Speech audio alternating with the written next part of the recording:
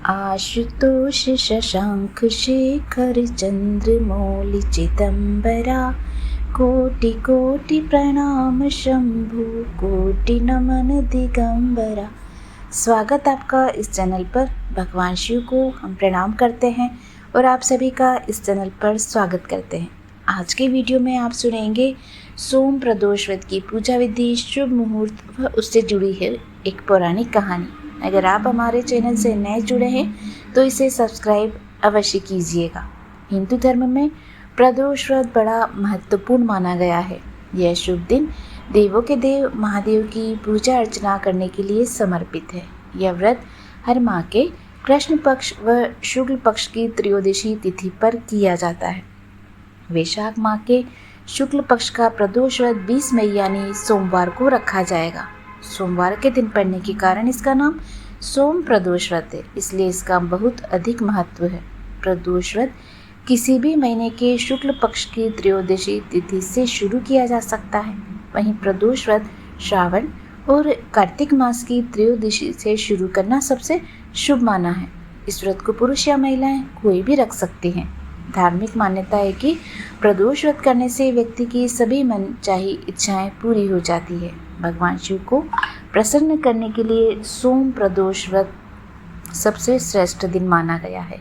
संतान सुख, शीघ्र विवाह और खुशहाल वैवाहिक जीवन के लिए भी सोम प्रदोष व्रत किया जाता है। पुराणों में वर्णन मिलता है कि प्रदोष व्रत करने से गोदान जितना फल प्राप्त होता है।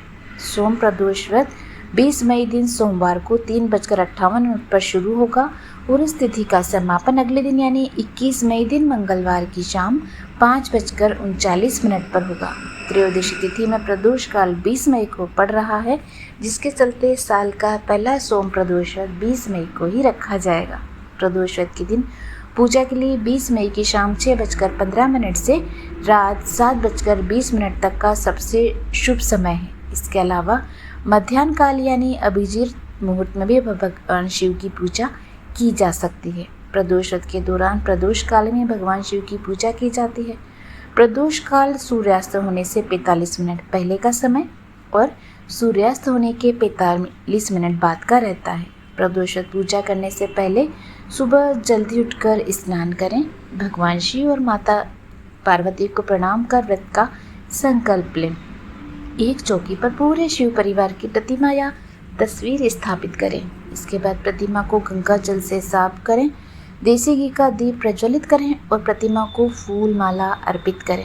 प्रतिमा पर चंदन व कुमकुम का तिलक लगाएं। भोलेनाथ को खीर, हलवा, फल, मिठाई आदि का भोग लगाएं। प्रदोष व्रत कथा सुने, पंचाक्षरी मंत्र और शिव चालीसा का पाठ अवश्य करें।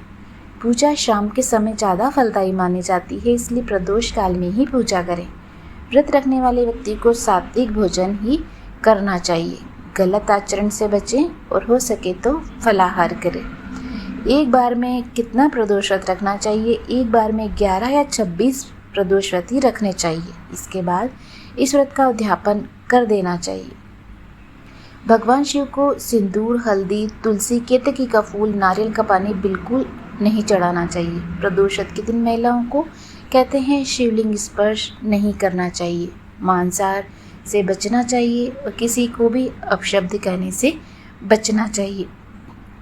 प्रदोष व्रत में आप पूर्ण उपवास या फलाहार भी कर सकते हैं। इस व्रत के दौरान दूध या दही से बनी चीज़ें जैसे दही, पनीर आदि का सेवन कर सकते हैं। जब भी अपना व्रत खोले तो हरे मूंग की दाल का सेवन करें। इसके अलावा व्रत के दौरान मावा बर्फी, आलू का हलवा, सामा चावल की खीर, नारियल बर्फी आदि आप जो भी व्रत में ले सकते हैं वो आप ले सकते हैं। प्रदोष व्रत की पौराणिक कहानी के अनुसार एक नगर में एक ब्राह्मणी रहती थी। उसके पति का स्वर्गवास हो गया था और उसका कोई आश्रयदाता नहीं था, इसलिए वह प्रातः होते ही अपने पुत्र के साथ भीख मांगने निकल पड़ती थी। भिक्षा पाकर ही वह अपने व अपने पुत्र का पेट पालती थी। एक दिन ब्राह्मणी घर लौट रही थी तो उसे एक लड़का घायल अवस्था में कराहता हुआ मिला। ब्राह्मणी बहुत दयालु थी, उसे उस पर दया आ गई और वो उस बालक को घर ले आई। वह लड़का विदर्भ का राजकुमार था। शत्रु सैनिकों ने उसके राज्य पर आक्रमण कर उसके पिता को बंदी बना लिया था और राज्य पर नियंत्रण कर लिया था, इसलिए वह इधर उधर मारा मारा फिर रहा था। राजकुमार ब्राह्मण पुत्र के साथ ब्राह्मणी के घर ही रहने लगा। एक दिन एक अंशुमति नामक एक गंधर्व कन्या ने राजकुमार को देखा और वो उस पर मोहित हो गई। अगले दिन अंशुमति अपने माता पिता को राजकुमार से मिलाने लाई और उन्हें भी राजकुमार पसंद आ गया। कुछ दिनों के बाद अंशुमति के माता पिता को शंकर भगवान ने स्वप्न में आदेश दिया कि राजकुमार और अंशुमति का विवाह कर दिया जाए। उन्होंने वैसा ही किया। ब्राह्मणी प्रदोष व्रत करती थी। उसके व्रत के प्रभाव और गंधर्व राज की सेना की सहायता से राजकुमार ने विदर्भ से शत्रुओं को खदेड़ दिया और पिता के राज्य को पुनः प्राप्त कर आनंद पूर्वक रहने लगा। राजकुमार ने ब्राह्मण पुत्र को अपना प्रधानमंत्री बनाया। ब्राह्मणी के प्रदोष व्रत के महात्म्य से जैसे ब्राह्मण पुत्र के दिन फिरे, वैसे ही भगवान शंकर सभी भक्तों पर अपनी कृपा बरसाते हैं और अपनी संपूर्ण कृपा उन्हें प्रदान करते हैं। उम्मीद है आपको आज की कहानी पसंद आई होगी।